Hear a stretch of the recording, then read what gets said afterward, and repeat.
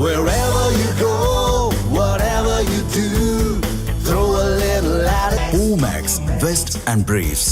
உலகளவில் விவசாய உற்பத்தியை அதிகரிக்கவும் பயிர்களை பூச்சி மற்றும் களைகளில் இருந்து பாதுகாக்கவும் பல்வேறு வகையான ரசாயன பூச்சிக்கொல்லிகள் பரவலாக பயன்படுத்தப்பட்டு வருகின்றன.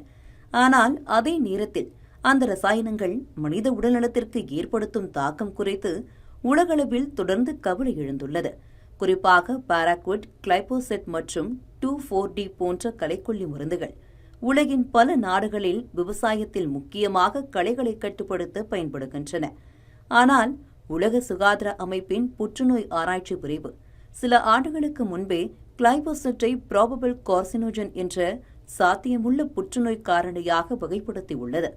அதாவது நீண்டகால வெளிப்பாட்டில் புற்றுநோய் ஏற்படும் வாய்ப்பு இருக்கலாம் என எச்சரிக்கை விடுக்கப்பட்டுள்ளது. அதேபோல் பாராகுட் போன்ற மிக அதிக விஷத்தன்மை கொண்ட ரசாயனங்கள் பல வளர்ந்த நாடுகளில் ஏற்கனவே தடை செய்யப்பட்டுள்ளன.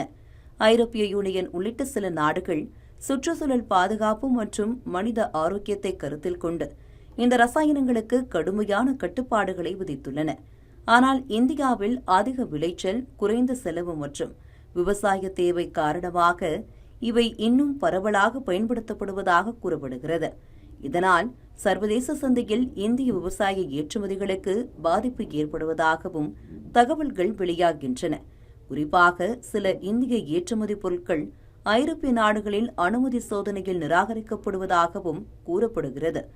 இதுகுறித்து எச்சரிக்கும் நிபுணர்கள், இந்த ரசாயனங்கள் உடனடி பாதிப்பை விட நீண்ட காலத்தில் மெதுவாக மனித உடலில் தாக்கத்தை ஏற்படுத்தக்கூடும் என்றும், இவை உணவுப் பொருட்கள், நீர் மற்றும் மண் வழியாக மனித உடலுக்குள் நுழையும் அபாயம் உள்ளது எனவும் கூறுகின்றனர். குறிப்பாக குழந்தைகள், கர்ப்பிணிகள் மற்றும் விவசாய பணியில் நேரடியாக ஈடுபடும் மக்கள் அதிக ஆபத்தில் இருப்பதாகவும் தெரிவிக்கப்படுகிறது. இதற்கிடையே இந்த ரசாயனங்களுக்கும் புற்றுநோய்க்கும் தொடர்பு இருக்கலாம் என உலகளவில் பல்வேறு ஆய்வுகள் சுட்டிக்காட்டுகின்றன. சில ஆய்வுகள் கிளைபோசெட் மற்றும் பாராகுட் போன்ற ரசாயனங்கள் நரம்பு மண்டல பாதிப்பு, ஹார்மோன் மாற்றங்கள் மற்றும் சில வகை புற்றுநோய்களுக்கு காரணமாக இருக்கலாம் என தெரிவிக்கின்றன. அதே நேரத்தில் இவற்றை சரியான அளவில் பயன்படுத்தும் போது மனித உடலுக்கு ஆபத்தில்லை என வேறு சில சர்வதேச அமைப்புகள் கூறுகின்றன. இதனால் உலகளவில் இந்த விவகாரம் சர்ச்சைக்குள்ளாகவே நீடிக்கிறது.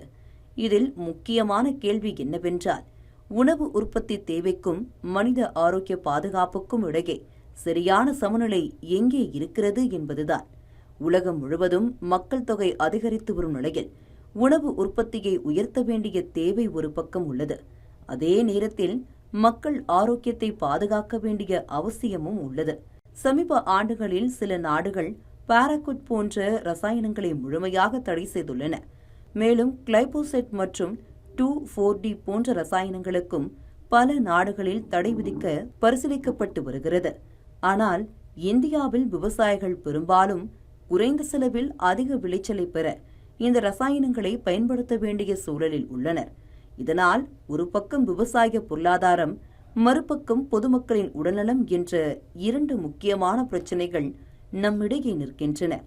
இன்றைய நிலையில் எழும் முக்கிய கேள்வி என்னவென்றால், நம் தினசரி உணவில் பயன்படுத்தப்படும் ரசாயனங்கள் எவ்வளவு பாதுகாப்பானவை? நாம் சாப்பிடுவது உணவா அல்லது மெதுவாக உடலை பாதிக்கும் ஆபத்தான ரசாயனங்களா?